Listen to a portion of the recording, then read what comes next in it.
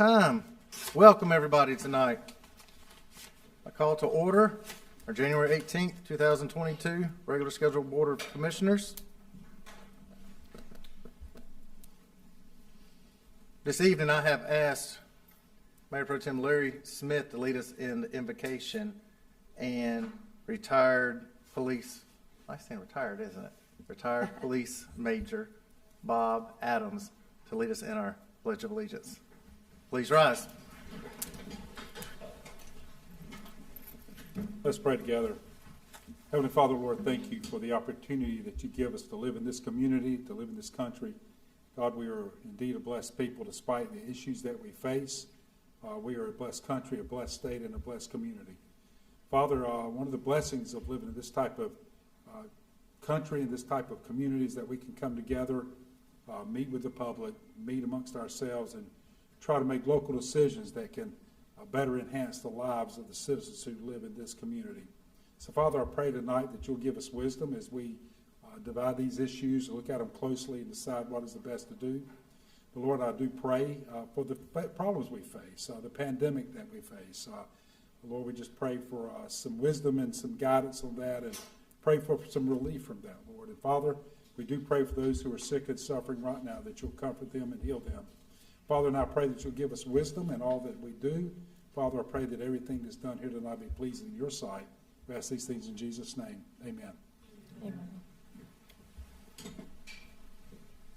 Please join me in the pledge.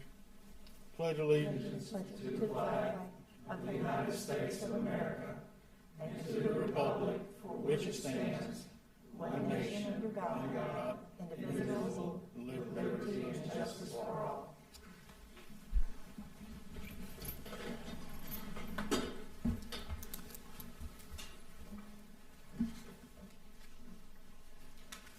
Thank you. At this time, I ask that our town manager review the meeting protocol for public participation as it relates to tonight's meeting.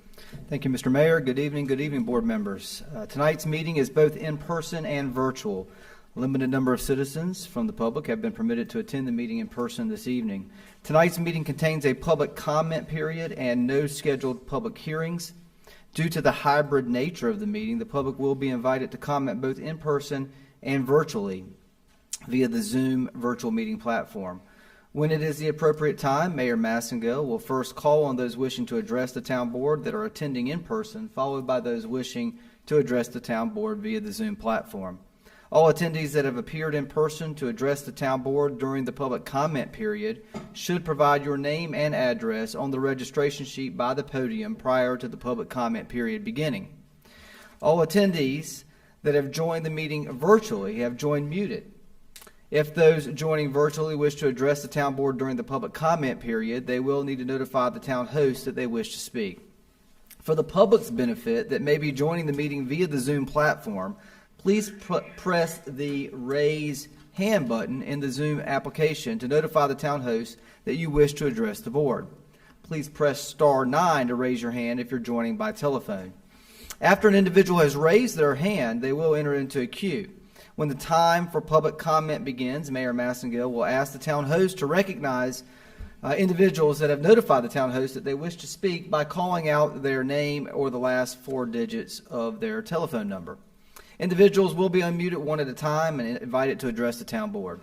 We ask all those wishing to address the town board to begin their comments by clearly stating their name and address for the public record. The public is asked to keep all comments to 3 minutes so that all that wish to speak can be heard in a timely manner. And this concludes the protocol for tonight's meeting. Thank you, Manager. Next item on our agenda is the approval of the minutes from the January 3rd, 2022 regular scheduled town board meeting. I'll entertain a motion. Mr. Mayor, make a motion to approve the minutes of the January 3rd, 2022 Town Board of Commissioners regular scheduled meeting as presented and recommended. Second. We have a motion and a second. Any further discussion? All in favor say aye. Aye. Any opposed? Motion passes unanimously. Next on our agenda, we have presentations. Item 4A, Recognition Art Center of David Wright, Certification and Training Achievement. More information about this agenda item will be presented by Art Center Director Daly. Good evening, Mr. Mayor, Commissioners. Good evening. Thank you for the opportunity to address you this evening. David Wright, our Technical Theater Operations Specialist, has been a member of the Art Center staff for 3 years, initially in a part-time position and as a full-time member now just for over a year. Dave's position and skills require him to maintain, manage, operate, and then train staff on all of the lighting, sound, and other specialty equipment in the theater. Smooth operations in the theater are a must for our customers and for our patrons, and to help ensure that we are offering the best service available. Dave undertook specialty training in the Dante system, a software-managed network that simplifies connection of multiple devices to guarantee excellence in delivery of sound. Dave has received Dante 3, the highest level certification available. In addition to increasing his knowledge base with our audio and video systems, Dave has also completed basic rigging and inspection with ITI Genco, knowledge that it was put to the test just this year with our Nutcracker production. Dave makes a difference for our customers and patrons and continues to be an important member of the Art Center staff. Thank you. Thank you, Dave. Okay. Thank you, David, for investing your time and getting this certification and being involved right there in the Art Center. It makes a difference in our shows and our quality right there. And I know that through COVID has slowed some of the productions down, but I know things are getting back on track for future shows, and that you'll be able to have even more time to keep you busy with that. So thank you for what you've done, and excited to have you involved with our town. Thank you. Thanks. Thank you. Thank you.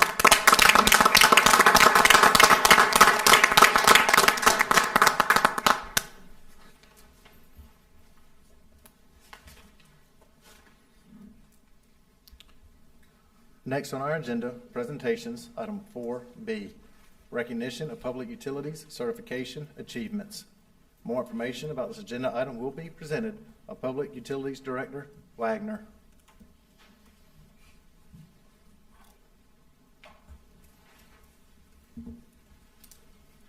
Good evening, Mayor and Board Commissioners, Manager's Office. The purpose of this agenda item is to recognize public utilities employees and the recent certifications that they've obtained. North Carolina requires over 30 different certifications in various grade levels to perform various operations and maintenance in our water and sewer systems. Certifications are achieved through experience, on-the-job training, schooling, and practical examination. And those are maintained annually through continuing education units that they achieve every year. These gentlemen achieved certifications in December. Chris Way, he obtained his wastewater collections grade 2 certification from the North Carolina Water Pollution Control System Operators Certification Commission. James Patterson achieved his wastewater collections grade 4 certification from the North Carolina Pollution Control System Operators Certification Commission. Patrick Walsh obtained his collections grade 1 certification from North Carolina Pollution Control System Operators Certification Commission. And Jim Carney, who couldn't make it this evening, obtained his grade 4 biological certification. These were obtained in December of this year. So we just wanted to take a moment and let you know that they're out there, they're getting educated, and they're adding value and benefit to the town. Thank you for taking your time to get these certifications here in our town. I was discussing with Mayor Pro Tem Smith today that often people call on staff in different ways, and you are called on every day. Every time somebody wants clean water going into their house and dirty water going out of their house, you're called upon, and people I don't think that's always realize how often you're called upon, and so you're constantly at work. And thank you for working to stay educated and provide yourself better opportunities with certifications to allow our public to stay safe with clean water in their house and dirty water going away. And so when Mayor Pro Tem Smith said that today, we discussed that, I said that's a very well served to be said tonight. So thank y'all. I'd like to give y'all a round of applause.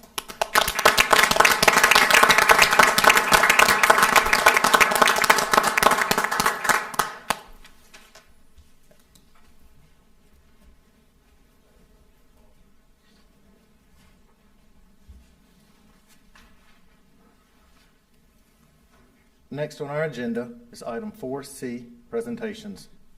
Recognition of police employees' training and other achievements with the police department. More information about this agenda item will be presented by Police Chief Bonstock. Good evening, Mayor, Board of Commissioners. I'm excited to be in front of you. Last time as police chief with the town of Fuquay-Varina. Very excited about that. 8 more days. You're not counting, are you, Chief? Of course I am. After 30 years, I earned it. So tonight, I was before you back in November and had shared a significant number of employees that had attained training or education or other achievements within the police department. And since then, we've had some additional employees that I'm very proud of that I wanted to make sure that I recognized before I retired. So today we're going to recognize Officer Sal Findaro, right here. He received his intermediate certificate from North Carolina Criminal Justice Education and Training and Standards Commission, and also Corporal Brett Kane at the end. He received his advanced certificate from the North Carolina Criminal Justice Education and Training Standards Commission. And these are very prestigious certificates from the state of North Carolina, which the officers have to have certain education, certain training, and certain tenure requirements in law enforcement to be able to obtain these certificates. And they're not handed out like candy. They have to work for them. So they spend a significant amount of time obtaining this training and applying for this, and we make sure that we check off what they've attended, and they dedicated their time and energy in getting these certificates, and that adds value to our organization because they bring that training and education back to assist other officers within our organization. So they should be commended for the efforts that they have had to obtain these certificates from Training and Standards.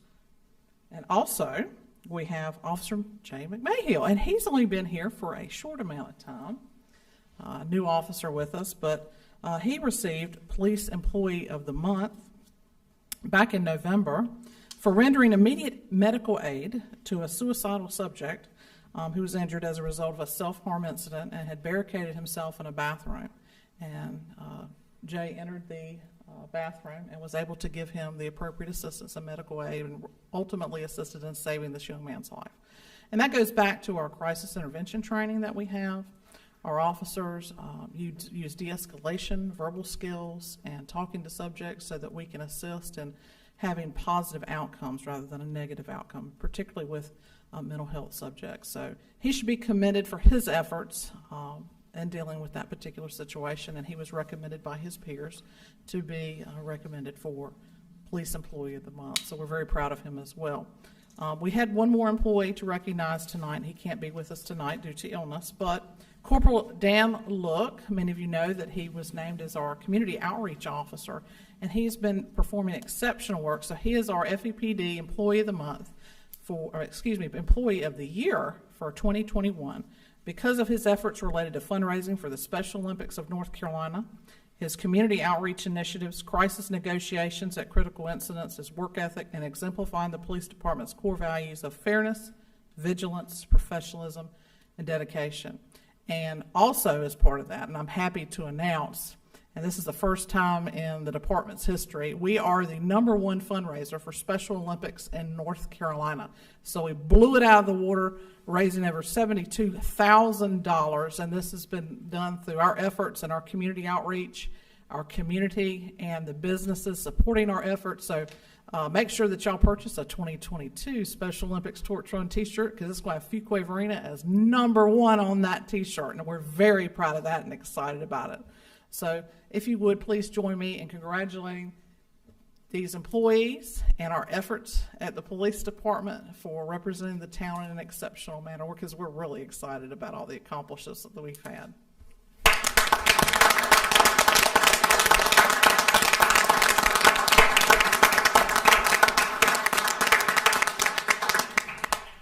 First, don't go sit down yet.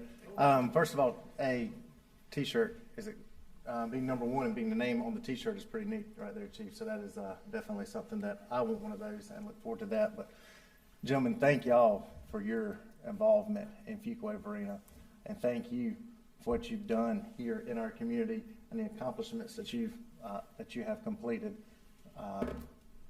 your loyalty and hard work in our community is seen and is appreciated, and our community supports you and thanks you for what you do. And just want you to keep up the good work that we're very proud of you. I appreciate you being here tonight. Stay safe. Thank you. Thank you.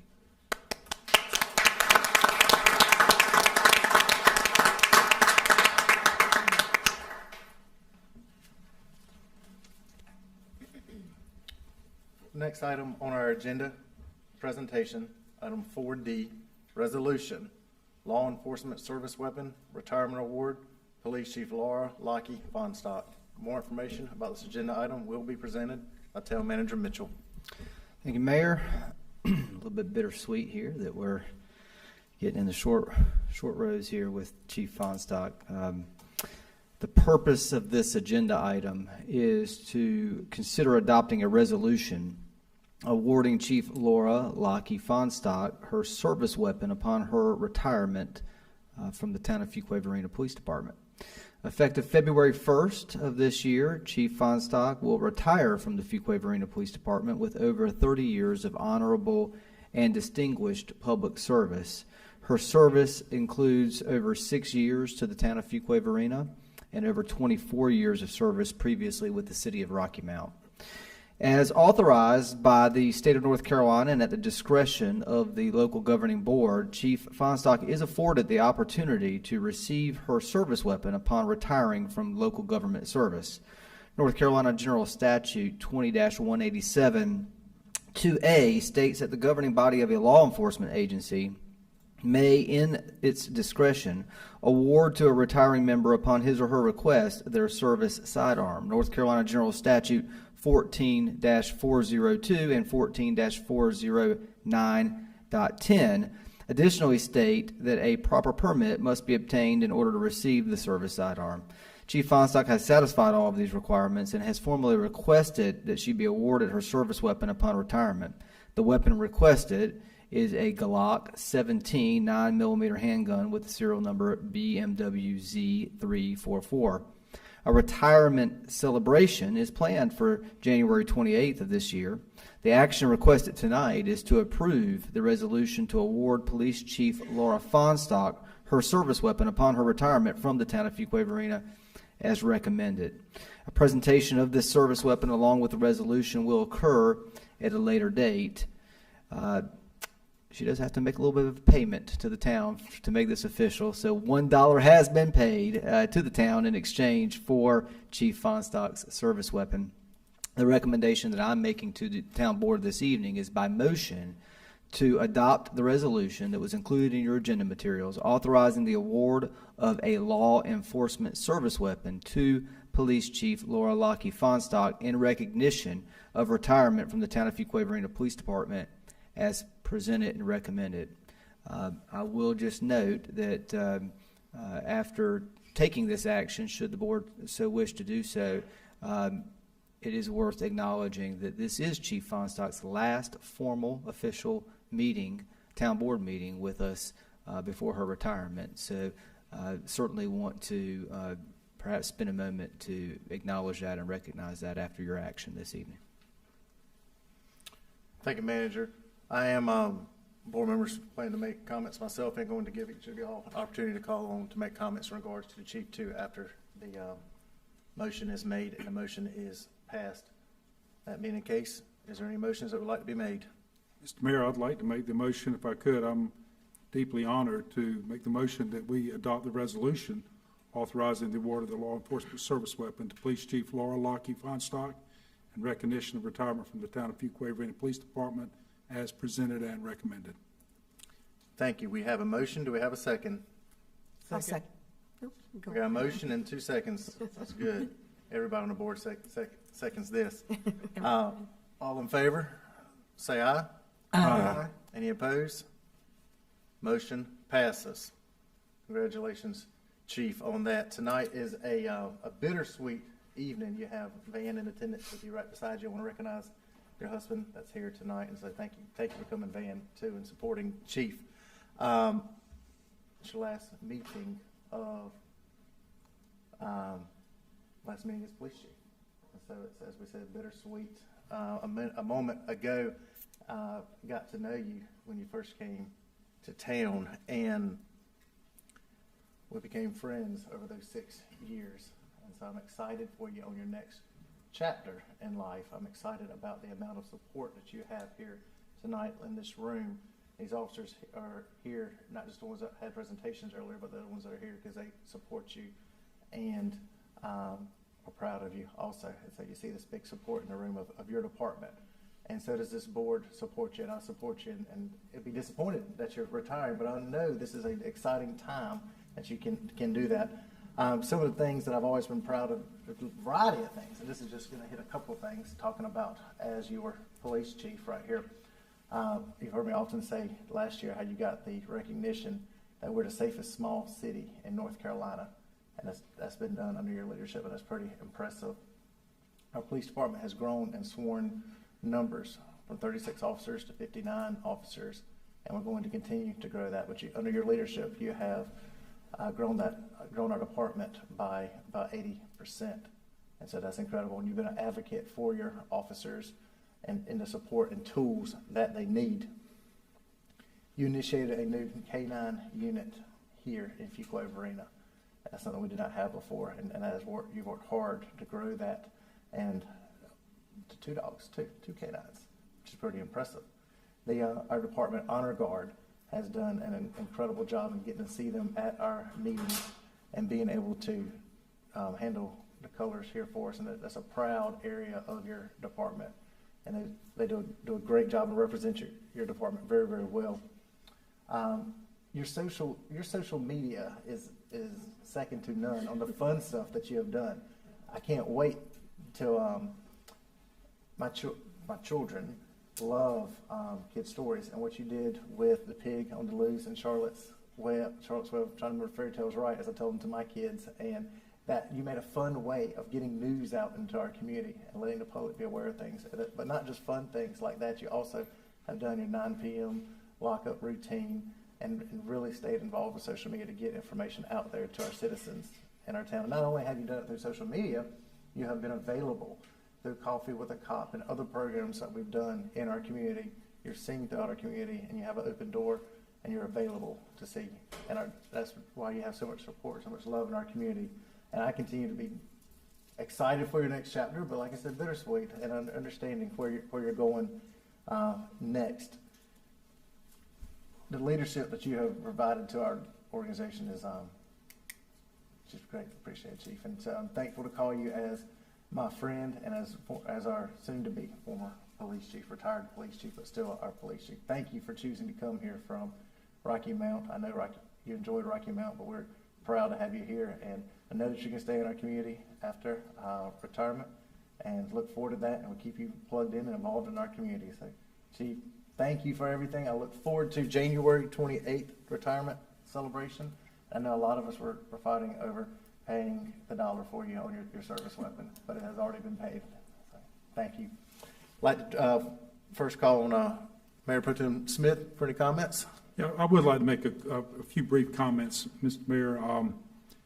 One of the things when I first met Chief, I got the honor of having a small part in her swearing-in ceremony, and we had a chance to talk about her taking over the reins of the department that I had left, and I told her she had one mission, and that was to make it better, leave it in better shape than it was when she found it. I felt like I'd succeeded in doing that, and I said, you've got to top it and leave it in better shape than it was when you found it. And I can honestly say, as a former law enforcement officer, you've left it in a lot better shape than you found it. And I think that's due to your leadership of the team you surrounded yourself with. But something I think is very unique for you as you retire is not only have you touched the citizens in Fuquay-Varina, you did a great job in Rocky Mount and achieved many things there for those citizens, but even I think more impressive than that is that you've made a mark on North Carolina law enforcement. You're recognized statewide for some of the initiatives you've started here, the way that you've led this department. I think you've made us a bellwether-type department that others should want to model after. And I think that says a lot, that not only have you affected Fuquay-Varina, Rocky Mount, but you've affected the entire state of North Carolina with your leadership. And I find that remarkable. Something to congratulate you for. I'm still jealous that you got to build a new building and I didn't. So I've never gotten over that. But I did tell you that when you gave me the tour of the building. But what a great job. I've worked with a lot of police chiefs over a lot of years, and I can't think of any that I would give higher accolades to than I would give to you. I'm going to personally miss you, not only as a commissioner, but as a citizen and as a former police chief, knowing that you've been the helm. I'm going to miss that. But congratulations, well deserved. Wish you and Van and the rest of your family nothing but best wishes in the future. I know that you're not going to sit on your hands. We'll see other great things from Lockie Fonstock in the years to come. Thank you for your service. Commissioner Harris, any comments? Yeah, I have a few comments. Congratulations, Chief. I remember doing our initial interview at the Garibaldi's with the mayor and Adam and myself, and I was very impressed with you then and still am impressed with you now. You have chartered a new method of policing in Fuquay-Varina. There were some tough times. Nobody expected George Floyd. I know those were some difficult times, but yet and still I think you continue to shape the image of the department here in Fuquay-Varina. You withstood a lot of criticism, but you kept moving forward. To me, that's a testament to your commitment to the profession. That's a testament to your commitment to this community. I think that you will indeed be missed. Law enforcement, as you know, today is a challenge. A lot of people are leaving the profession because at certain times law enforcement officers don't feel appreciated. Law enforcement officers are the front line for a lot of what we as public officials implement and do. Unfortunately, sometimes law enforcement officers get the brunt of that and may not be appreciated. And you have launched training. You have done a great deal to sustain the morale in the department. You've been innovative in your community policing efforts. You've made efforts to stay in contact with the community through social media, through Coffee with the Cops, and through various other means, and I think you are to be complimented for that. I wish you the best. I think that as you continue to be part of this community, I don't think that you're just going to sit down and do nothing. I know that the knowledge that you have of the community just by being police chief provides an advantage as a citizen that can be used to further enhance what we do here in this community. So I indeed wish you the best, you and your family, and Godspeed. Commissioner Gardner? Yes, they've taken a lot of what I'd like to say here, and I'm sure that's going to be true for you too also. But Chief, I would just like to thank you for all you have done to just raise the level of outreach, this, how you've engaged our public through social media, and not just our public. I mean, when the Huffington Post is saying that communities should take note of what you're doing if they want to engage their citizens, I thought that was pretty cool, and that was early in your 6 years when we were talking about the notorious PIG. I want to thank you for all you've done in those areas and for the way you've represented women. I really appreciate that. And I just look forward to this next chapter for you, because I think we're going to see you in the volunteer community. You have said as much, and that's the community I came to this seat from. So I'm excited to see what that will look like for you. And just many thanks to your family for their support of you, and wishing all of you the very best in this next chapter, and we just can't wait for it. And I've said all along that you're just, to me, a rock star, so thank you very much. Commissioner Haynes? As Commissioner Gardner said, many of his words have already been taken. Definitely, Mayor Pro Tem took the words out of my mouth. I've always been told that you always leave a place better than what you got it, and you definitely did that. And there's some big shoes to fill when you leave. Just because you're not police chief don't mean you can't come out and dance with me and celebrate Fuquay now. You're my two-step partner now.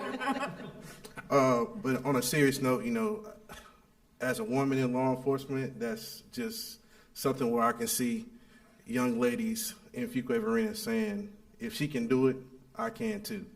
And if she can stay in there for 30 years, I can too. So that's just something you just can't take for granted of your work.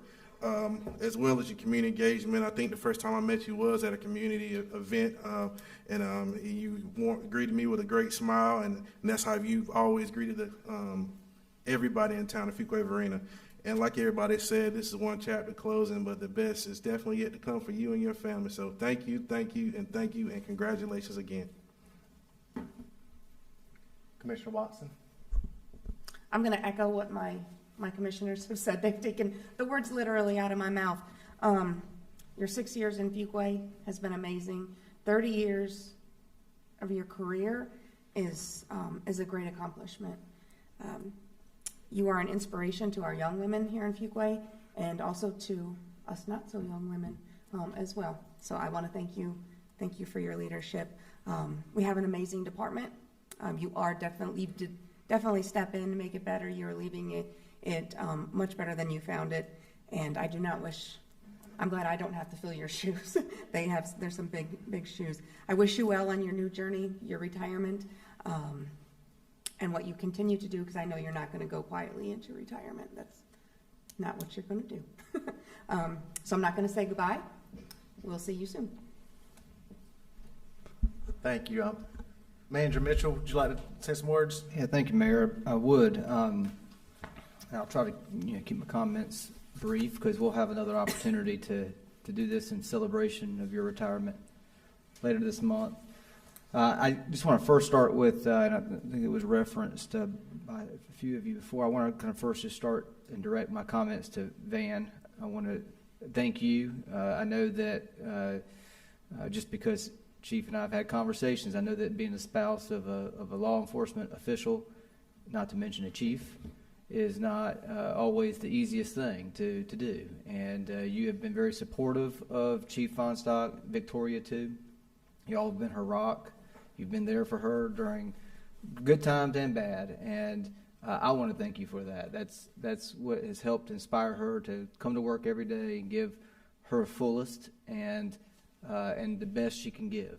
And I don't think without that support she would necessarily feel that motivation to always do that. And I know that you and Victoria both were a big part of that. So I want to thank you for that support. When I first came here to Fuquay-Varina, I inherited a great police chief in Larry Smith, and when he retired, I was tasked with the tall order of finding the next great police chief. And I can honestly say that, and I've said this to you before, that you are, I've been in this profession for a little over 20 years, and you certainly have set yourself apart from most hires, if not all hires, that I've had the good fortune of being a part of. You're one of the greatest hires that I've made in my career, and I'm going to miss you for all the attributes and the great things that you have brought to this organization.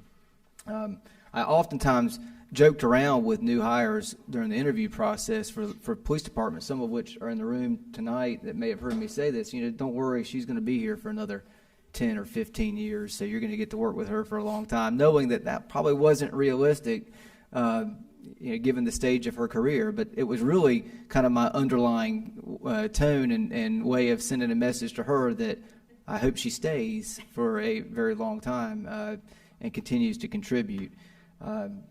Regardless of staying 15 more years or staying 15 more days, you certainly left your mark on this agency and this community.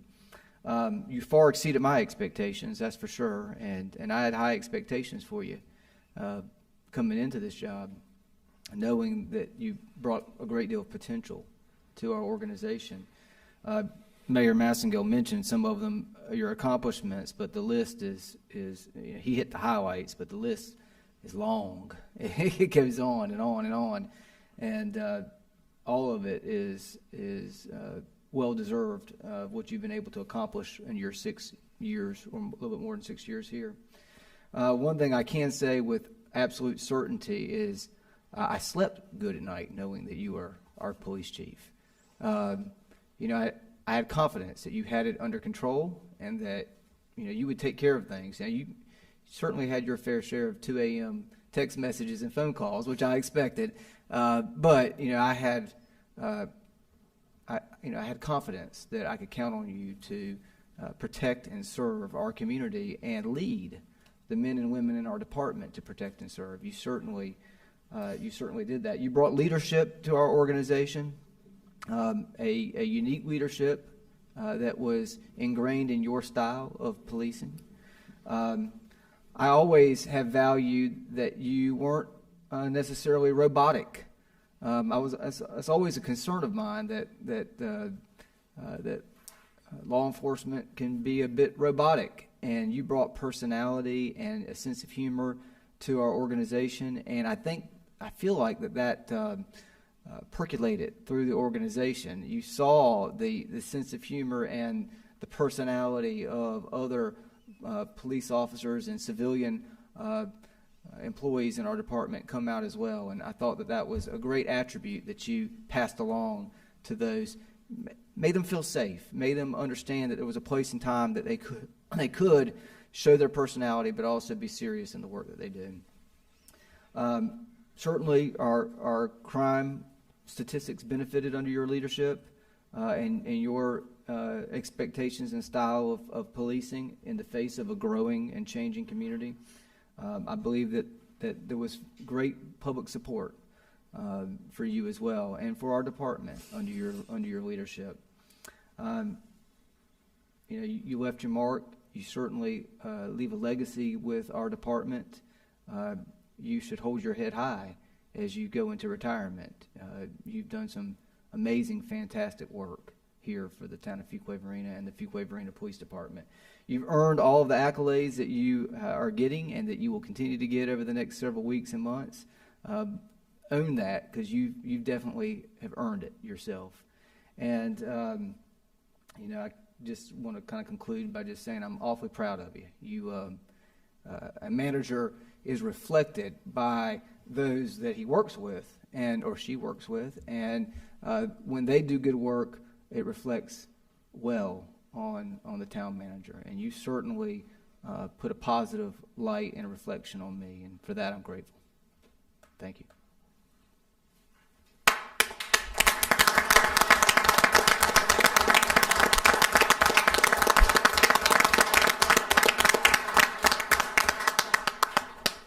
I'll keep it brief because I'm going to be making some comments on January 28th. But thank you so much for the opportunity to lead a fantastic police organization and the men and women of the Fuquay-Varina Police Department. I could not have asked for better employees, and the opportunities that I've had to work with them one-on-one or as a team or as their chief, it's just been wonderful. Thank you, Manager Mitchell, for seeing something in me and giving me the opportunity that, quite frankly, I may not have been given in other communities. I have been told that you won't be, you can't be, you shouldn't be, you're not welcome at the table, but I've always been welcome here in Fuquay-Varina. And as a woman in law enforcement, and to actually have worked over 30 years in policing, there's been great times and not so great times, but it's absolutely been rewarding. And as a little girl growing up, I never expected to be a police chief. I thought maybe, a detective, maybe even a sergeant. But police chief that hired me, Chief Joe Brown in Rocky Mount, when he first promoted me to sergeant, he looked at me and he says, "You will be police chief one day." And that's what set me on the path of leadership. And I met that goal and that dream. But my retirement is coming up, but that's only from this phase of my life. I'm going to be an active and engaged citizen of Fuquay-Varina. So you'll see me out and about and working, and I'm going to continue to be an advocate for the men and women of the Fuquay-Varina Police Department and law enforcement officers throughout the state of North Carolina and our country, because they do need your support. and their families need your support. And I'll leave it at that until January 28th. But thank you to my officers and civilian employees. You are my family. Thank you. And to the community, our business owners, our neighbors in Fuquay-Varina, thank you for supporting me in good times and bad to make sure that we continued moving forward for the best for our community and the safest Fuquay-Varina that we could have. So thank you.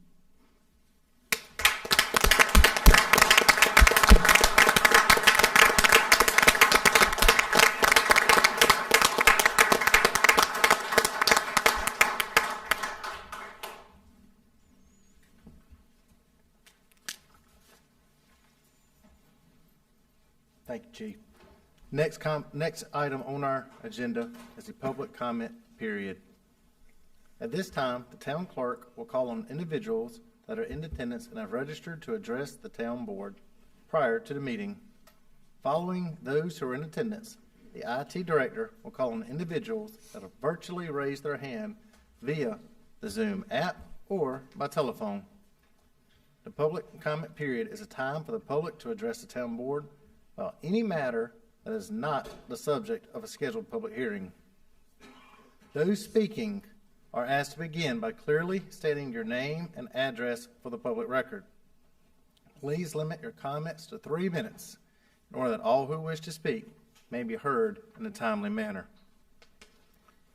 Teresa, do we have anybody signed up? Scott, do you have anybody signed up virtually? Okay. Thank y'all. Next item on our agenda, there are no items tabled from previous meetings. We'll move on to public hearings. There are no scheduled public hearings for tonight's meeting. Next item on our agenda is the consent agenda. What is the board's pleasure on the items on the consent agenda? Mr. Mayor, I'll make a motion that we approve consent agenda items 8A and 8B as recommended and presented. We have a motion. Do we have a second? Second. Motion and second. All in favor, please say aye. Aye. Any opposed? Motion passes. Thank you. No items removed from consent agenda. We're moving on to next on our agenda, item 10A, contract award, town-wide pavement condition survey. This is in regards to Withers Ravenel, $79,100. More information about this agenda item will be presented by Engineering Director Poling. Good evening, Mr. Mayor, fellow commissioners. The purpose of this agenda item is to consider the selection of engineering consultant Withers and Ravenel to conduct a town-wide pavement condition survey and authorize the town manager to execute the contract in the amount of $79,100. In September of 2021, the engineering department sought requests for qualifications to perform a pavement condition survey of the town's public roads. The town received 12 letters of interest. Upon reviewing and evaluating all responses, staff interviewed the top 3 consultant proposals. The proposal interview team consisted of town staff from the Engineering and Public Works Department. The review team selected engineering consulting firm Withers and Ravenel as the most qualified to perform the pavement condition survey. The pavement condition survey will evaluate the condition of approximately 150 miles of town-owned public roadway. This survey will aid town staff in providing preliminary recommendations and budgetary cost estimates for the maintenance and rehabilitation needed to optimize pavement life, guide staff on how to select certain roadways for pavement repair, and help identify maintenance activities over the next 3 to 5 years. The pavement condition survey is expected to take approximately 3 months to complete. The town's fiscal year 22 budget identifies $100,000 in funding for the pavement condition survey. The negotiated fee, as presented, is $79,100 for the proposed services. It is within the approved project budget. So The recommended motion is to authorize the town manager to execute a contract with engineering consulting firm Withers and Ravenel in the amount of $79,100 to perform a townwide pavement condition survey as presented and recommended, subject to approval by the town attorney review as to form. And with that, I'd be happy to answer any questions. I think this is a good thing to get done. Director Polling, our citizens throughout our town, and as we know, roads and traffic continue to be a priority focus of the town, and this is going to allow you and your department to be proactive on which roads need to be resurfaced and help put a effective plan in place for that, and help some direction on there and be able to recruit funds for that. And so that'd be my recommendation. Does anybody have any further questions or comments? I just have one comment, Mr. Mayor. It's always pleasing. I don't know, sometimes it happens by luck, if it happens by hard work, but it always pleases me to see us come in under budget when we get something. And like I say, sometimes it's luck and sometimes it's just hard work by our departments and our staff. So whichever the case is, congratulations on keeping this within budget. Makes it a whole lot easier to get these jobs done when we can keep them reasonable. So I appreciate that. Any further questions or discussion, or do we have a motion? I have one question, I'm sorry. Okay. Just for my education, how often are these surveys on our roads done? So this is the town's first ever pavement condition survey. Okay, So, and we'll be, at least, I will be proposing to probably do it every 3 to 5 years, and that'll help keep us updated and making sure that we are maintaining and rehabilitating the roads that we need to maintain. So. okay, thank you. Mr. Manager, you had a comment you want to make? Yes, Mr. Mayor, and just sort of to add to the question that Commissioner Watson asked about how often are these done. This is our first one, as our engineering director stated, and the chart on your screen I kind of wanted to draw your attention to. In the last 10 years, we've almost doubled the amount of maintained roadways that the town has in its system. Certainly from 2007 with 61 miles to now 2021 with approaching 150 miles of roadway. This has necessitated the need for us to take a more pragmatic and closer approach and look at our pavement conditions so that we are making good recommendations to the board about how we best invest our finite amount of resources with resurfacing projects. And so I wanted to sort of just draw your attention to this. And when we do come in under budget, it is definitely because of hard work and skill. Good. Glad to hear that. Wouldn't expect anything less. Any further comments, discussion, or motion by the board?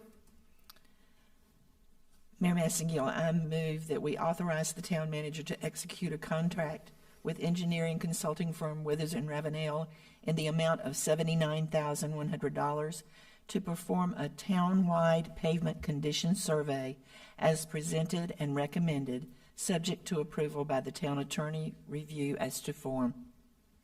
We have a motion. Do we have a second? Second. Motion and second. All in favor say aye. Aye. Any opposed?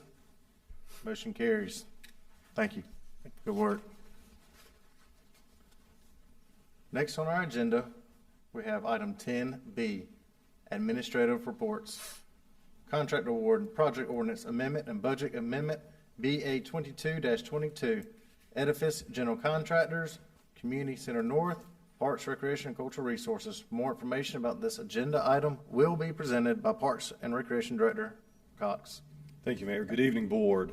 The purpose of this agenda item is to consider a contract award to Edifice General Contractors for construction manager at risk services for the Community Center North project, as well as an associated budget amendment and project ordinance amendment. The Town Board previously approved the selection of Edifice General Contractors to provide construction manager at risk services for the Community Center North project and instructed staff to negotiate scope and fee for services.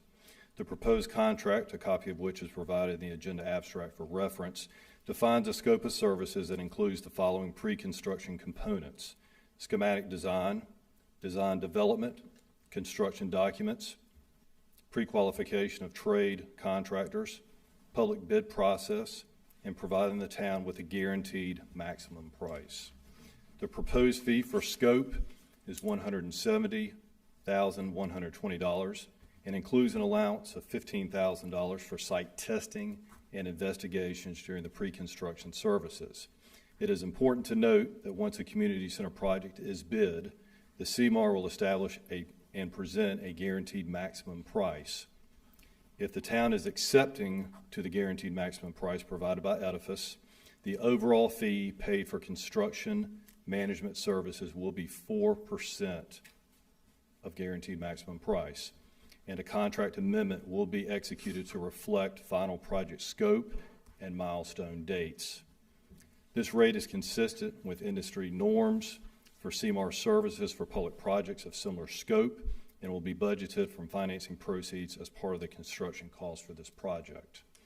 The proposed budget amendment and project ordinance amendment transfers funding from the Community Center North project that's programmed into FY22 Parks, Recreation, and Cultural Resources operating budget in miscellaneous projects.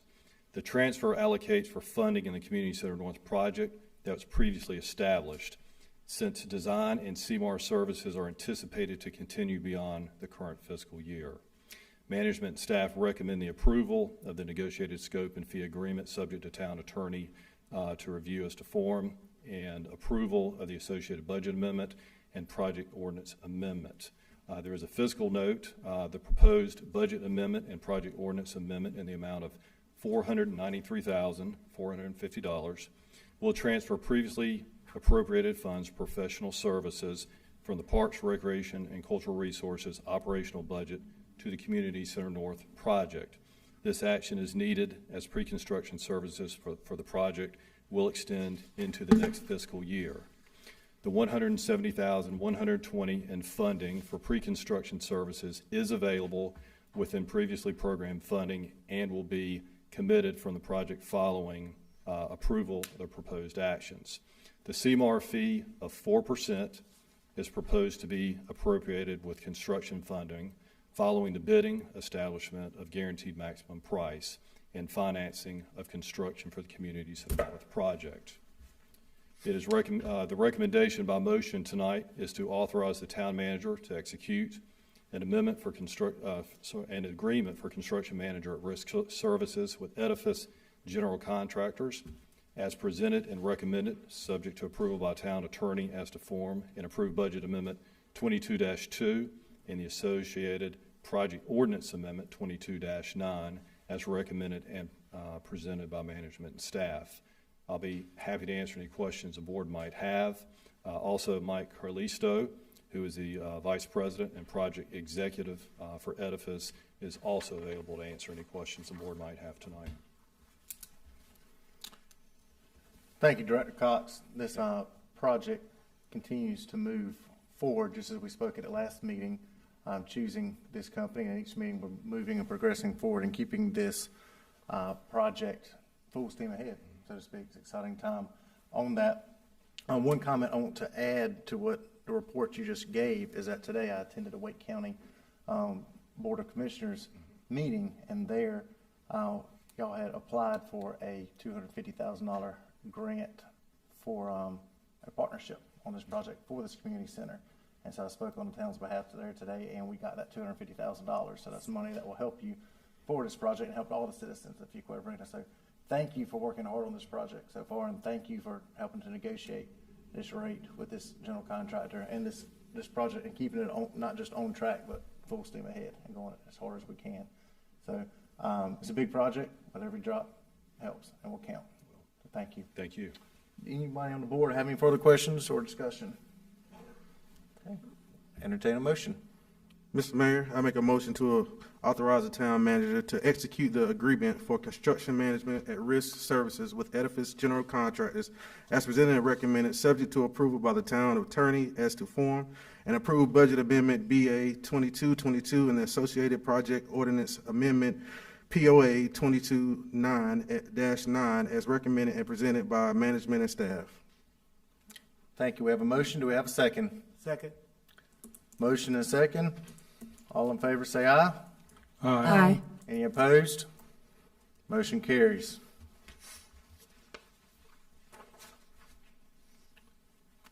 Next item on our agenda, administrative reports, item 10C, police compensation and classification plan. More information about this agenda item will be presented by Human Resources Director Moody. Good evening. Mayor, board members, manager, thank you for giving me this opportunity. The purpose of the agenda item is to consider recommended findings of the compensation and classification market study for sworn law enforcement officers. It is imperative for Fuquay-Varina to be competitive when hiring talent and retaining talent for our organization. Lately, it has been challenging to hire talent for our town, but more so with the police department because salaries are lagging behind the market in neighboring communities. Recognizing the recruitment retention challenges facing the town, in October of 2021, management and HR leadership sought service proposals to perform a market study for sworn police officers within our organization. The town contracted with Pavement Regional Council, which is PTRC, Management Services via the Triangle J Regional Council of Governments to perform the market analysis of the, on the town's behalf. So we have tonight Matt Reese with PTRC Management Services, thank you, who will present the full report findings to the town board as well as provide a full implementation recommendation. Once Matt is finished, I will come back with some additional comments. Okay.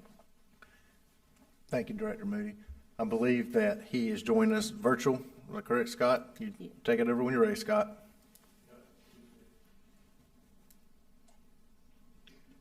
Thank you. I appreciate your time to allow me to come to you virtually tonight. That I'm in Western North Carolina and we are still shoveling out. So thank you for your patience to allow me to come to you via the screen tonight. The first thing that I want to point out to you is that the slide in front of you says market study, and that is significant. That the study we have tonight is one that assumes the structure, assumes the classifications for the police department are solid and well managed and together. We have no reason to doubt any of that. Later in this year, you're going to hear about a classification and pay study that's being conducted townwide. And that has a wider scope of work. We're collecting questionnaires on that. We'll be following up with interviews with folks. And so it's a little bit broader in terms of its scope. But the reason that we're needing to approach you tonight with this market study is really indicated in the next slide. And what you're going to see there is that there's an incredible amount of volatility happening in the labor market. So on the left-hand side, what you see there is a clip from the U.S. Chamber of Commerce showing the incredible change that happened in a year of the pandemic, that we went from having a labor market index, a worker shortage index, where you had 5 available workers for every position, and that was at the height of the COVID-19 lockdown, to 1.2. There's just been a tremendous amount of change that we've happened. But if we smooth that out over a longer period of time, you see what's happening on the right-hand side with that graphic. And what that is showing you is the available labor market, unemployed positions per opening. And the 2 gray areas you see are the recessions that we've experienced, the Great Recession of 2007, and then the pandemic recession. And obviously that's going to have some volatility there, but it's the line in the middle that I want to draw your attention to. And you can see that there's been this steady decline for a decade now of where availability of workers happens. Well, what's happening in that is the silver tsunami that we've been talking about. That is the baby boom generation exiting the workforce, the demographics that we have of not being able to replace that workforce and needing to figure out what we're going to do. It's hard to see in this graph, but as you look at sort of where that declining line intersects with the pandemic recession, and then where the ending graph is, that it's actually lower, that we went from approximately maybe 1.3 individuals per vacancy to we're now less than a full individual on a national level. These are national labor statistics that we're looking at. So that's 0.7 is where that figure finally ends up. Well, that's a picture of where we are on the national setting, but if we'll go to the next slide, this one is even more interesting to me in terms of what this is showing you, and this is for the triangle market specifically. And what this shows is this is the percentage change in available labor force. And what that's showing you is that basically from 2016 until 2020, it was fairly steady. You're going to have some ups and some downs, some seasonal fluctuations in that, some fluctuations based on economic swings and so forth. But you can see that that's been really solid from 2016 all the way out to 2020. Then we have the pandemic happen, and you see this incredible blip that has taken place. And then when we look at where that number is ending, those percentages are still higher than where that trend line had been previously, that there's still a greater fluctuation going on. Well, what all this has caused is that incredible blip that we have there has caused a variety of things to happen for folks to look and say, am I in the position that I want to be in? Am I doing with my life what I want to do? I'm sure many of you have heard of the Great Resignation and the Big Quit and a variety of trends going on. Well, this is the graphic representation of that there's been this incredible change in how we look at things, that the paradigm that we've used to measure these things has changed. And so what I'm telling you is that in my 25 years of practicing compensation, nothing like this has ever occurred. And so we are really experiencing volatility in the market that we haven't. There's a greater demand for compensation studies, for reviewing, for considering making changes. We're implementing changes at much higher dollar amounts than we've ever done in the past. It is an incredibly aggressive labor market. Then if we go to the next slide, what this is going to show you is how aggressive that looks in terms of the triangle market. And so what you have up at the top is Fuquay-Varina. And Fuquay-Varina, the blue line, is showing where you currently are with your minimum at 47,515. Now you actually will hire some folks a little bit below that, but we're wanting to compare apples to apples. So 47,515 is where your minimum is stated. And then all of the rest of the other blue lines are other minimums. You see the next line down is the average of all of the competitors that you have. And then you see Morrisville carry down through Chapel Hill in terms of what their blue minimum is. Then the gray line that you see stacked out to the right of that is where actual average is. Meaning if you took all of the incumbents in Morrisville, if you took all of the incumbents in Chapel Hill and what their actual salary was, that's where that number would be. That's the difference between where their minimum is, where they might hire around, and then where the average actual is, to give you an idea of what that is. Then the two lines are, there's some visual aids there. You'll see a blue vertical and a gray vertical, and that's just to show you where average is intersecting with all of those folks, including Fuquay-Varina. Then in between those two lines, you'll see the orange stack. And the orange stack is to indicate the proposed change. So if we move from a minimum of 47,515 to a minimum of 50,200, then that would be the change that you would see graphically represented there in the orange area. That's your proposed amount that gets stacked onto it. Then the other thing that's happening in this graph that you can see, just to kind of give you a quick reference, is you'll see your two ovals that are there. And the blue oval is showing you in terms of this order, from Chapel Hill to Morrisville, where do you stack up currently? And that's the blue oval. Then the orange oval is showing, once you get to proposed, what order am I now in? And you can see that you improve your ranking order with this movement by 1. You go above Holly Springs. Then the other thing that this is assuming, this chart with the gray stacking, is assuming what we call 100% proportional implementation. We have another slide that we'll use to review that, but you want to hang on to the fact that we're talking about 100% proportional implementation. That 100% proportional implementation is what moves the gray out to the right. So that's the tool that we're using. Now, this is a core benchmark, the police officer slide is, but if we move to our next slide, this is showing you what another core benchmark is of police sergeant. This is the first level of supervision. The setup to it is exactly the same. It's the minimums that are listed in blue there, then showing you what the average is for the minimum points, and then you see the gray stacking on top of that. The primary point of comparison, the numbers that you see at the top, the 47.5 to the 50,002, this 55 to the 61, those are looking at your minimums, and that's our primary point of comparison, right? That we're still going to try to take as a conservative a view as we can to look at where are we in terms of minimum and make our recommendations based on that. Similarly, you can see that the ovals are showing you your rank order, again, moving one up above Holly Springs. What I can tell you with these two charts is you're in the most competitive labor market in North Carolina. Far more so than the Piedmont Triad, even more so than Charlotte. And in particularly, Wake County is the hotbed of that competition. So you are in the hottest labor market in North Carolina at a time when we're experiencing more volatility and more attention to it than we have in my entire career. So that's sort of the setup of these slides so far. The next slide that we're going to go to is one that's going to talk to you about your implementation. And so what we call this is a proportional implementation method. And usually we're looking at something less than 100. So that's why we would refer to this as proportional. And the idea is that the change amount that's occurring between your yellow and your blue, your yellow is where your current hiring rates are.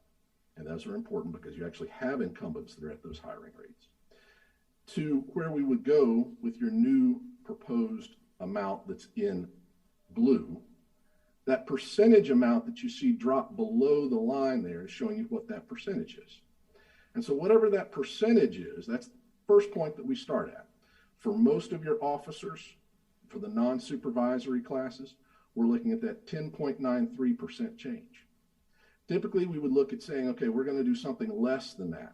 In this case, we really need to use all of that 10.93% to make your proportional implementation. You need to implement at 100% to really get the distance on those gray lines that you want to get for moving folks out. The other thing that 100% proportionality does is it maintains all of your internal relationships. If you kind of imagine a scatter plot diagram where all of your incumbents are, if you keep that proportional 100%, you're shifting all of those scatter plots on down. If you do less than that, that's going to compress them together to some degree.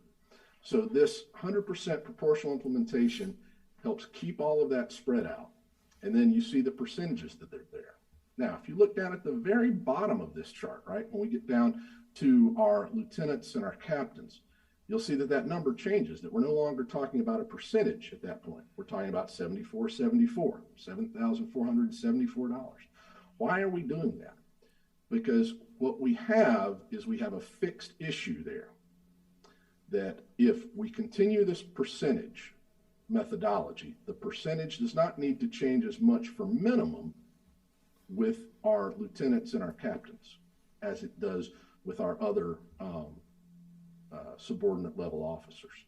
But what does happen is we have a very tight relationship between sergeants, lieutenants, and captains, right? In particularly sergeants and lieutenants. There's less than a 5% difference in active pay between sergeant and lieutenant incumbencies.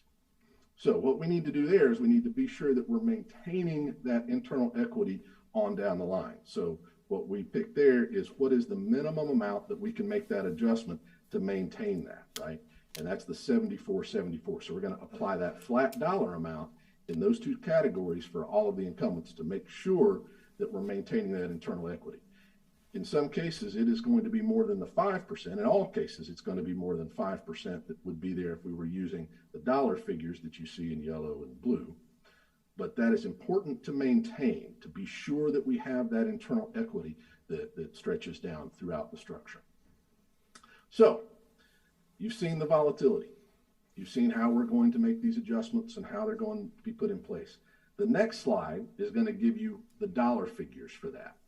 And so what we've done here is group it by your classification, police officer down through major, giving you the number of incumbents that we have in each of those classes, showing you the dollar change that's going to occur per class, and then what's the average change in terms of a percentage that there.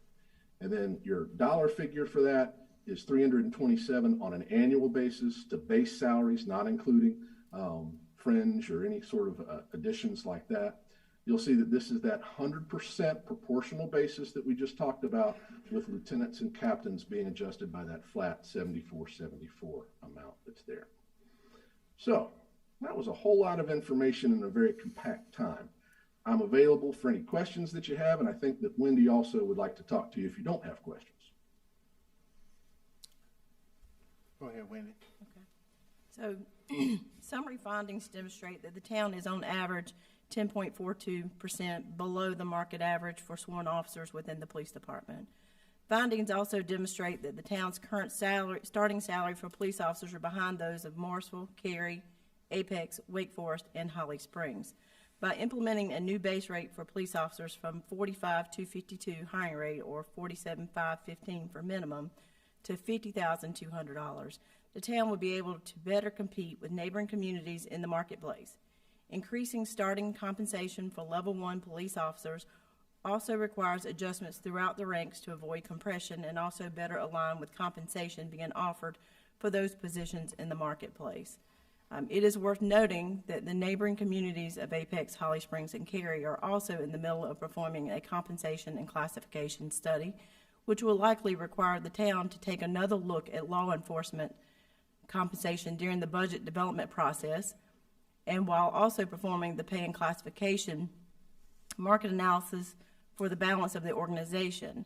Piedmont Triangle Management Services performing the compensation classification for the balance of the organization as well, and management, staff, and consultant will be reporting on those findings in April or May timeframe.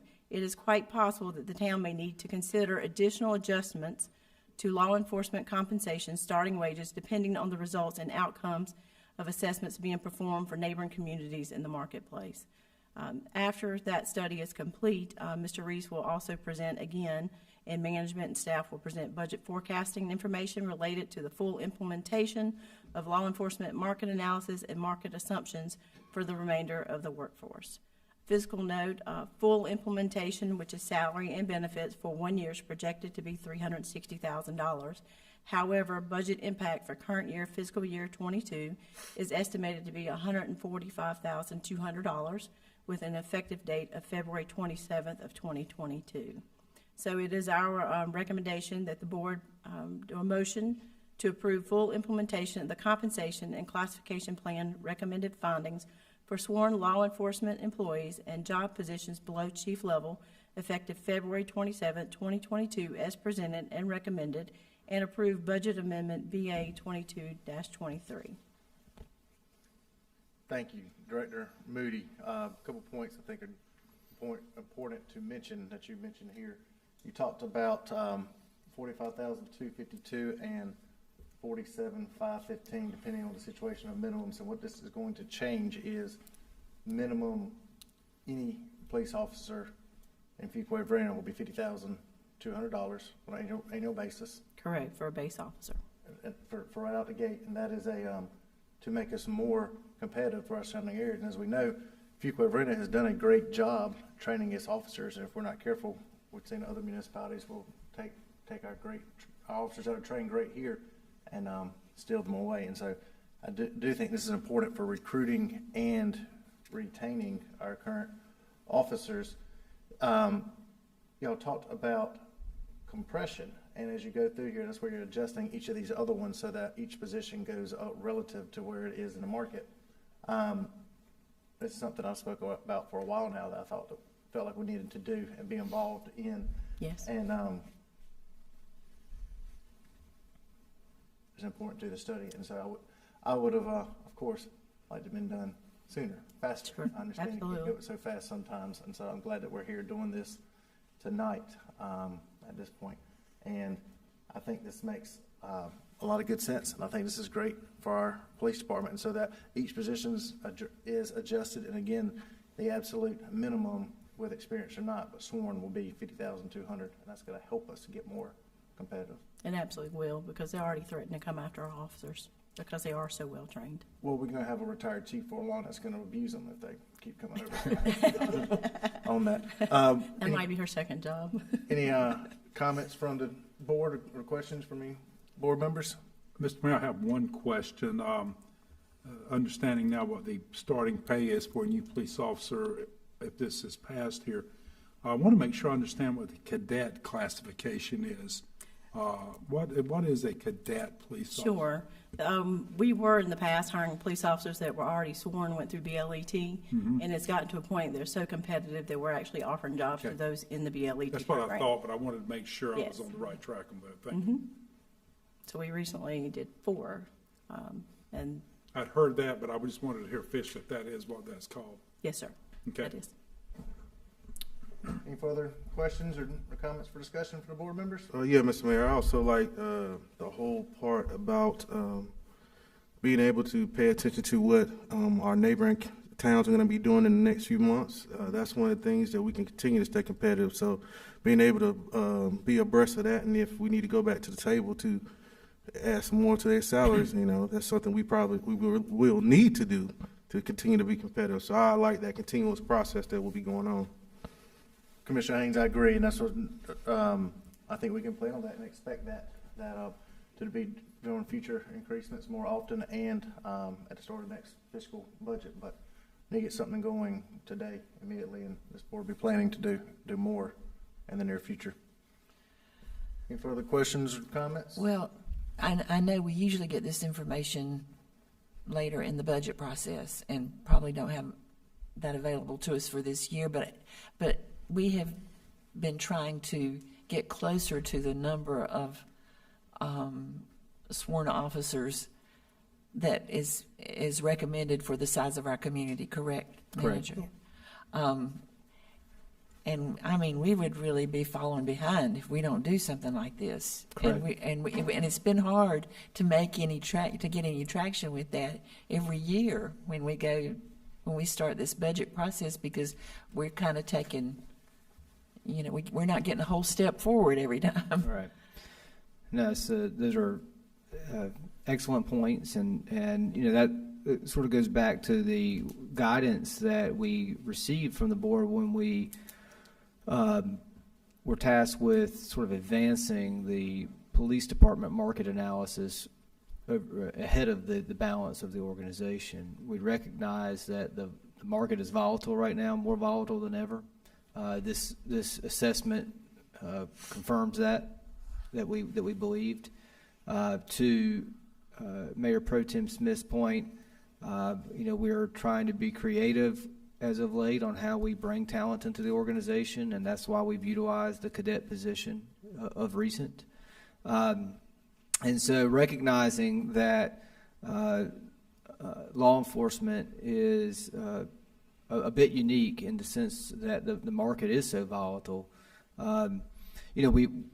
we were tasked with going ahead and trying to advance that to bring a decision point before this board sooner. Now, we will come back during the budget workshop phase, as Director Moody mentioned, and discuss the entire organization. We are doing that was planned for and programmed in the budget. We're doing a market analysis for all positions within the organization. And I suspect that we will find that adjustments will need to be made in with other positions and other departments.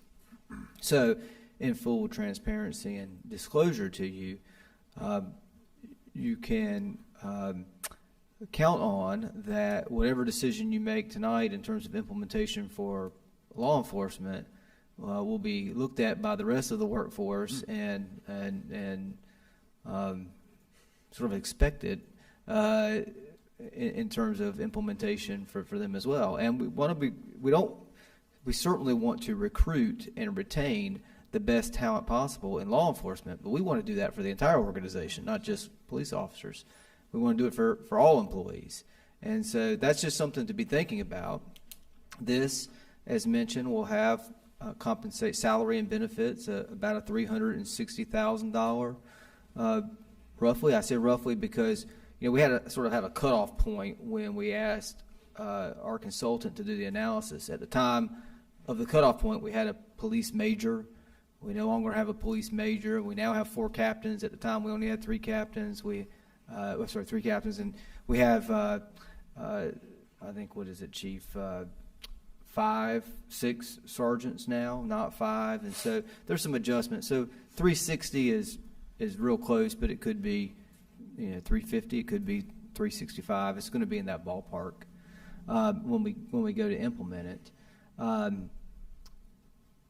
That's one department.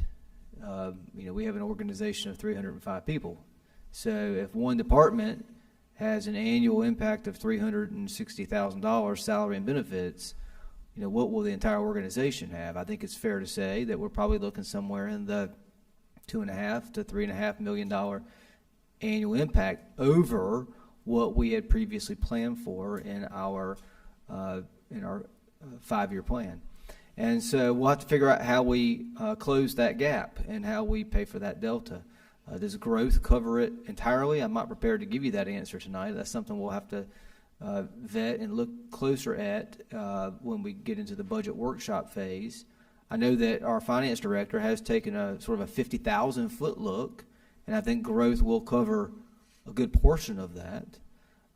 But we may have to be creative about how we generate other revenues or tighten up previous expenditures that this board has prioritized and said you want to do, to be able to make sure that we have a market and workforce that is fairly compensated and competitive in the marketplace, so that we don't lose that talent, so that we retain and we're able to recruit. So you're gonna. My point behind saying all this is this decision tonight, although it is coming as a recommendation to you, it will have a little bit of a ripple effect that you will have to reconcile with at some point later on in the budget development process. And I just wanted to disclose that to you so you fully understood the decision you were making this evening. Thank you, Manager. Mr. Mayor, I have a question. Go ahead. Just a question. One of the things that this model does describe it is the minimum entrance salary. But in regards to rewarding outstanding performance, is there an effort, or is that factored into the salary range as far as increases or rewarding the benefit of outstanding performance or raises or merit? Yes, sir. pay? Is that factored into this? It is. We just completed our annual evaluation cycle, and merit raises were put in prior to this. Number was updated, so it is the most recent number. And then the finance director did include merit in the projections that she worked on as well. So let me add some Cost of living additional context. So these ranges allow or afford the opportunity for good performance for officers to move within those ranges. So that is accounted for in these pay ranges, minimum to maximum of the pay range. This board making the decision 2 or 3 years ago to establish maybe 2 years ago to establish a performance pay system is what allows an officer to be rewarded for outstanding work, or any employee to be rewarded for outstanding work and move within their pay range. Previously, we didn't have that provision within our toolbox to be able to offer employees. We simply just adjusted employee salary and pay range at the same time with the cost of living adjustment. And so employees were never able to move or advance within their pay range until the town board made the commitment that not only are we going to adjust pay ranges comparable to the market conditions, but we're also going to afford officers the opportunity to advance within all employees, the opportunity to advance within the pay range with good performance. In the past, we've been doing 2%, I would say over the last 3 years, we've been averaging a 2% COLA adjustment, cost of living adjustment, and up to a 3% performance merit adjustment. I will say in our conversations with our consultant that we may have to, as a part of our budget process, also revisit that. The market that we're in is such a competitive and volatile market that we may not be keeping up. We're not keeping up when we're just doing 2 and 3%. And so that's something that we'll further study and bring a recommendation back to the town board during our budget workshop phase.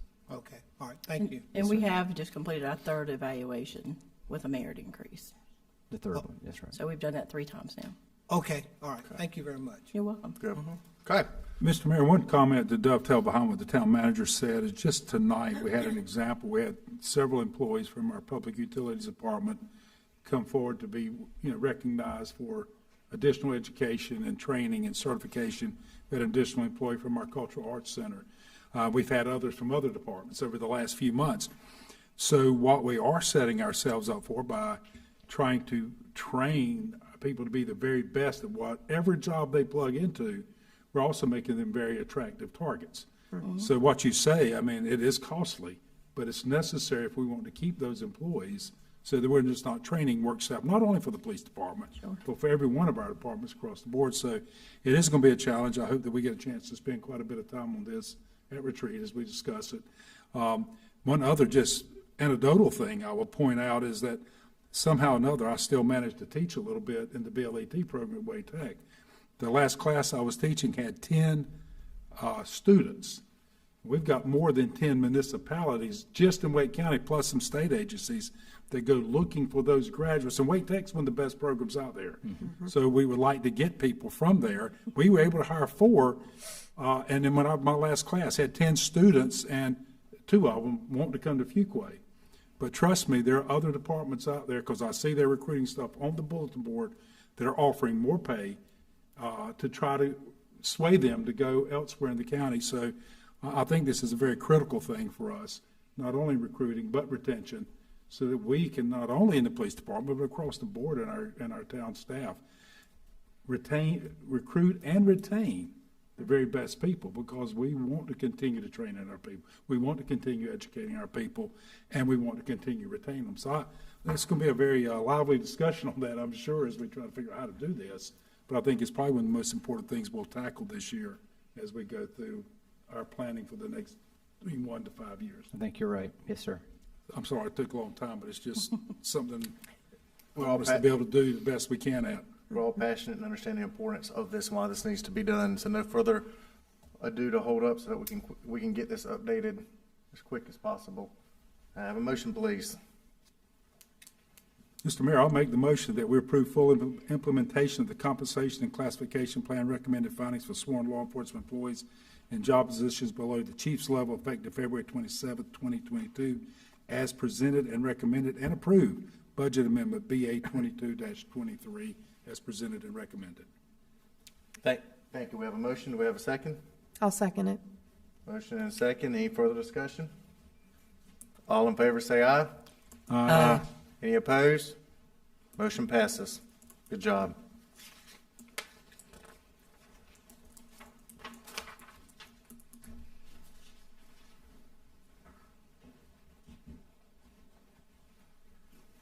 Next on our agenda tonight, we have other business.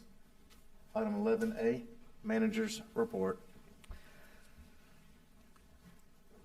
All right, thank you, Mayor. I'll keep my remarks brief this evening. I just want to give a few updates in regards to some of our departments. We have been, since we on the theme of talking about staff, we have been busy here as of late recruiting part-time staff for what is shaping up to be a very busy theater season for our Art Center. And so we've got some great events planned and on the horizon, and Art Center is doing a great job of trying to staff up to provide an excellent experience for patrons at our events. Our Parks and Recreation Cultural Resources Department, we recently promoted Tyler Polk to the vacant Building Maintenance Specialist position, and we promoted Beth Stevenson to the new Recreation Superintendent position within our department. So 2 great promotion opportunities for our employees in the Parks and Rec Department.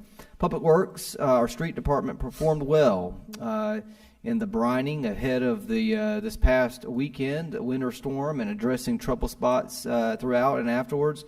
They have resupplied and are preparing for more winter weather forecasted for Thursday night through Saturday. I will just go ahead and caution, I'm sure we're going to put information out on our social media as well. This previous storm, there was no rain in the forecast prior to the small ice event that we had. And so it allowed us to brine roads and DOT to brine roads and those to be fairly effective. In this particular weather event that is projected for Thursday, there was going to be a substantial amount of rain prior to a good amount of possible icing and snow to follow. Brining will be ineffective. You can put it on the road, but it's just going to wash off when it rains. And so for us to tackle this winter weather, whatever it might bring, we're going to have to do a good job of, after the fact, salting, sanding, If it's ice, it's going to be hard to plow, but plowing to the best extent possible. So as you hear from citizens, just please encourage them to be patient. We're going to do the absolute best we can to get roads back open again to where they're passable and safe. But it's just going to require a different level of effort, we think, with this storm because of the rain that will be coming in advance. We're trying to make sure that our crews are able to rest a little bit prior to what we expect to be coming in the next few days. They work long hours over the weekend. Mayor Massengill may speak to that a little later on. So we're trying to make sure that they get rest and are prepared to go back out at it again this weekend. And then our finance and IT departments are assisting other departments right now with developing budget requests. We're in the midst of it right now. I can say that just recently myself and Joanne and Chief Malden spent a considerable amount of time on the fire department budget. Fire always comes before others because they have to make their request for cost share with Wake County earlier. And so we're already sort of in the throes of department meetings, and you remember those, Mayor Pro Tem, department meetings and getting budgets prepared so that we have good context and good information to discuss with the board at our budget workshops, as well as what is shaping up to be a nice agenda for our town board retreat. And so those two departments are working closely with all of our departments to make sure that they have the information necessary to develop good plans for their departments. You did have a quarterly report provided in your agenda materials, and those metrics that are identified in the quarterly report give an indication or a glimpse into how we've been doing over the last quarter over a cross-section of our departments. This is not the financial quarterly report that comes 1 month later, but these are our operational departments and development department quarterly reports, and I can say that we're trending about like we expected. In some departments, better than we expected in terms of, I don't know if better is the best adjective, more than we expected in terms of workload for the fiscal year. All departments are substantially busy. I was on a call this morning with a couple of other managers, the manager of Sanford and Holly Springs and the manager of Chatham County, talking about our joint water regional project. As an aside to that conversation, we talked about how we don't have a lot of capacity with our staffs. Everybody is operating wide open right now and doing the things that they need to do to provide good public service in their departments, but really going beyond that, there's not a lot of extra capacity to add additional or new workload to that. And so we're trying to think creatively about how we use partnerships with other organizations to help us achieve some of the goals that we're looking to achieve. But it was interesting to hear that this is not unique to Fuquay-Varina. This is not a Fuquay-Varina problem. We've got our own challenges for sure, but other towns in this region are experiencing similar staffing challenges. The planning department is proud to announce that 3 of our planners, Melissa Sigmund, Jessica Crenshaw, and Slater Knox, have all completed the required coursework through the UNC School of Government and passed the exam, and they are now all certified zoning officials. And so another great example of our staff going sort of that extra mile to educate themselves and be able to provide a better level of service to the community that we serve. Also included in your agenda materials beyond the quarterly report, just a reminder that we do have a coffee with a cop scheduled for Tuesday, February 1st from 9 to 10:30 a.m. at Marquee Station Apartments. That's right around the corner. We talked a little bit earlier about Chief Fonstock's retirement event, and good progress is being made on the advancement of the process to hire our next police chief, and I'll be bringing more information along to you as we continue to advance those that step. But some great applicants. It appears to be, and I think we're in a good position to hire the next chief that will elevate and take us even further in our goals and objectives, as our previous chiefs have laid a foundation. With that, Mr. Mayor, I don't have any more comments to make tonight. I'm happy to answer any questions that you or the board may have now or in the future. Thank you, Manager, for that update and that information. Town board member comments. Commissioner Gardner, have any thoughts tonight? I absolutely do. Just wonderful work by town employees that I wanted to point out tonight. At 904 Eldwick Drive, I had that property under contract, and it closed today. But for about the last month, the front yard has been almost underwater and if we had any rain, much it was, and it had nothing to do with the issues we've heard brought forth in our recent meetings about that area. Ting, they had gotten their high-speed internet from Ting, and after that happened, they just couldn't get water cleared up in the front yard, and Ting did all they could to make it right, and then they came to the town and said, that it must be something with the town. The town went out and found it was a break in their water line in front of the house, and they discovered that just last week, I think, and were out there Thursday starting at 4 o'clock and worked until my client saw them there after 8 o'clock that night with excavators and lights, and it just looked like the state fair. I mean, and they stayed until sometime after 8 o'clock that night and got the problem corrected, but still had the finishing up work to do, and were to come back the next day, and they couldn't get there because there was a big water issue, line break near Wake Tech that put a lot of people without water, so that took precedence, of course. So Saturday, they came back to Oldwick Drive and finished up the job with the exception of some asphalt work that now has to wait until it's a better time to do it. But it was such an amazing effort and done under just not the best circumstances. I mean, it was pretty cold on Saturday and yucky. I mean, we've had some yucky weather. So anyway, I just was so proud of what our town did, and I'm sure the new residents were impressed with what we saw in the beginning of last week and what ended up. So I just wanted to bring that to everybody's attention because it was very impressive. Very good.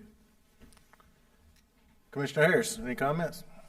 Mr. Mayor, I have no comments tonight. Thank you.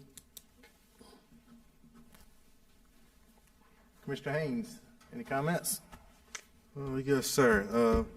Definitely thank our Public Works, Police Department, Fire Department, and even management during our ice capade this past few days. They're often overlooked on all the stuff they do, and they're putting themselves in harm's way. Oftentimes, when we're sitting in the house, definitely thank you to Duke Progress for getting our lights back on.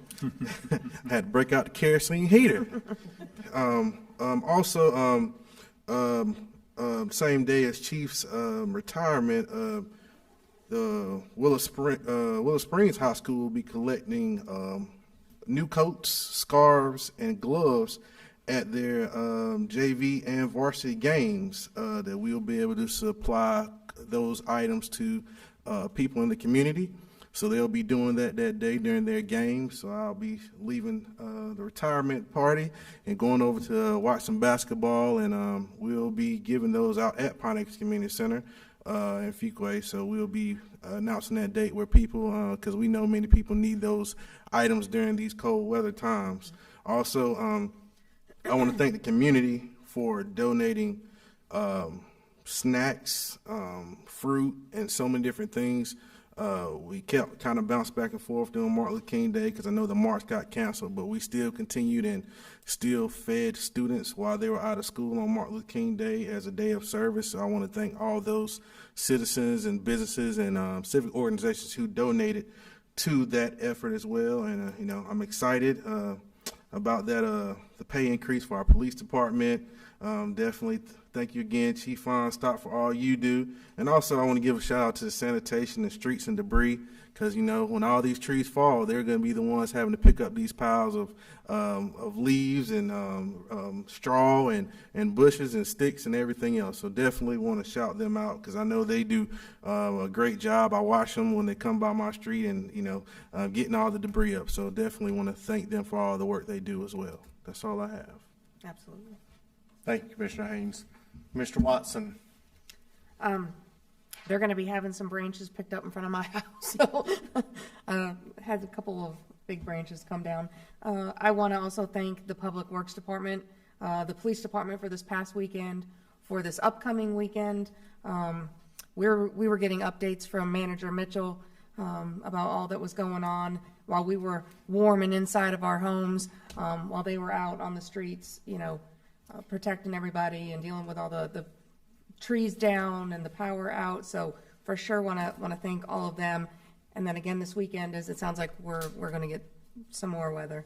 I think it's very fitting tonight that we were talking about our pay increases for our police department while we were here also, you know, celebrating and recognizing Chief Onstock's retirement, and then also our police officers and their education and achievements that they were getting.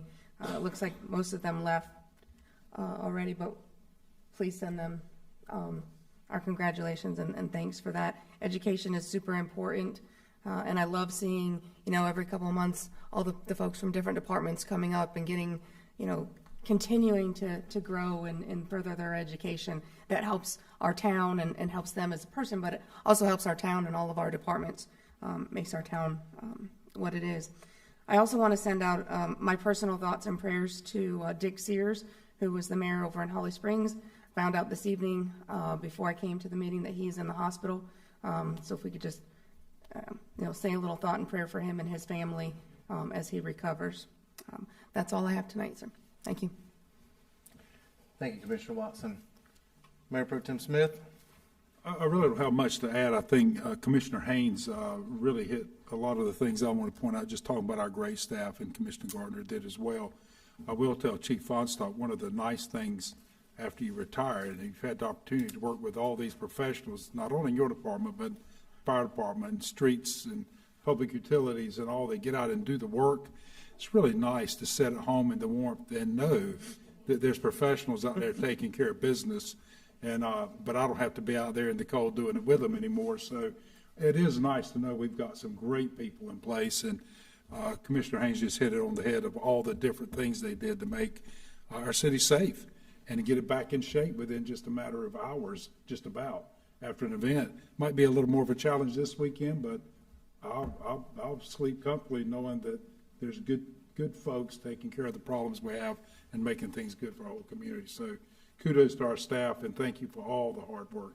It's just amazing what they do every single day. That's all I've got, Mayor.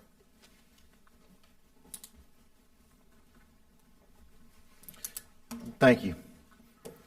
Couple comments I wanted to make in regards tonight. You know, you talked about the snow and ice storm last weekend, which, as Manager Mitchell mentioned, the brining and what go out there could make a difference. Well, on Sunday when it was cold, I called the streets department and public works and wanted to check on them out there being in the cold weather at the time. And so I went there and also wanted to fully try to understand each department with their job. And so went there and rode around with them on the truck for a while that day. And we pulled some limbs out of the streets and put sand and salt on bridges.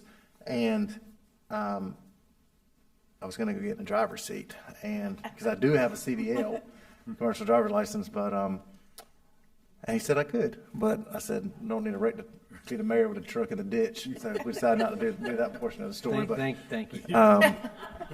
The ones on, and so that there's more snow and ice coming, as we know, and they'll do a good job. And so I like to put an official record these employees' names from that department that were there that day.